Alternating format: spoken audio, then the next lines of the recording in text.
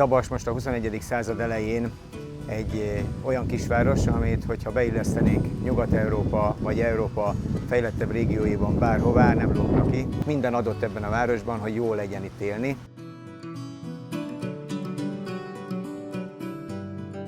Dabasnak talán a legsajátosabb vonása az az egyedülálló építészeti adottság, amit nálunk található meg. A klasszicista kúriáknak ilyen mennyisége és választéka sehol máshol nem található, se az országban, se a Kárpát-medencében.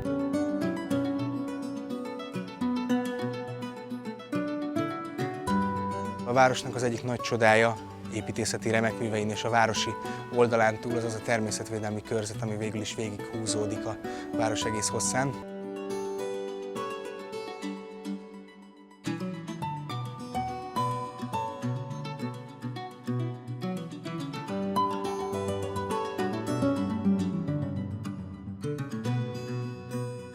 Nagyon fontos ebben a városban a generációk közötti kapcsolat. Erre mi nagyon-nagyon nagy hangsúlyt fektetünk. Ez csak úgy valósulhat meg, hogy minden generációt szolgáló intézményhálózat rendkívül fejlett, és megteremtjük azokat az alkalmakat, találkozási pontokat, ahol a generációk a családokon kívül találkozni tudnak, közös élményeket tudnak szerezni.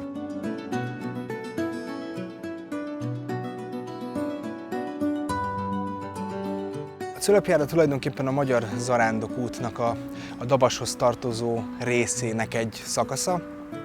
Ez, ha jól tudom, egy nagyjából 600 méter hosszú gyalogos rész, amely Sári szélétől a csatornapartig vezet ki.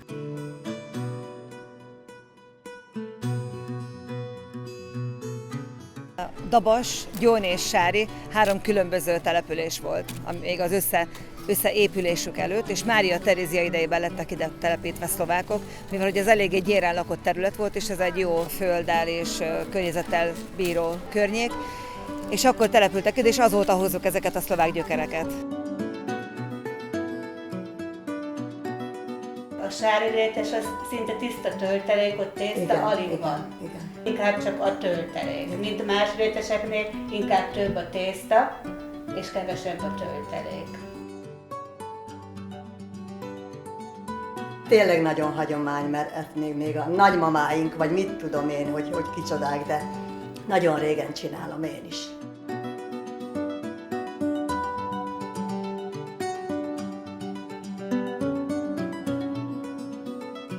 A sportcsarnok és építése itt megelőzte korát, és megalakult itt egy minőségi sport, ami ehhez a csarnokhoz köthető, szerintem kizárólagosan ez a kézilabda.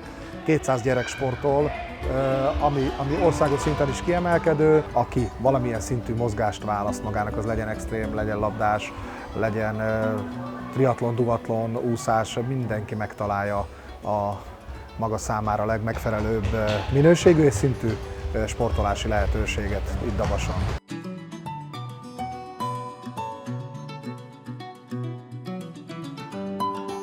Teszünk ahhoz, hogy megismertessük egyrészt a várost, a környéket a hallgatókkal, és ezáltal szerethetőbbé is tesszük szerintem az itt élők számára. Nekem ez az otthonom, és mivel itt dolgozom az otthon hangján, ebben szerintem minden benne van.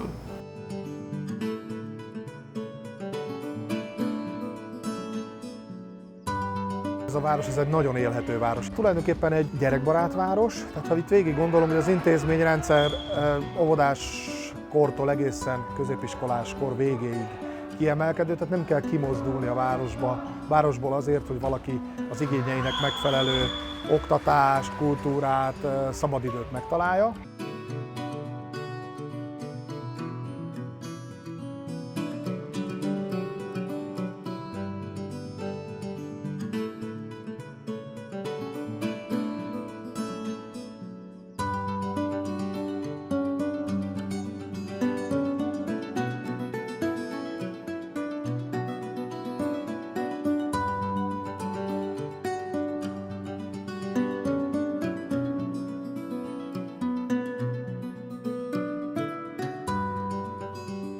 Ennek a városnak vonzereje van, a kiegyensúlyozottság, a harmónia jellemzi.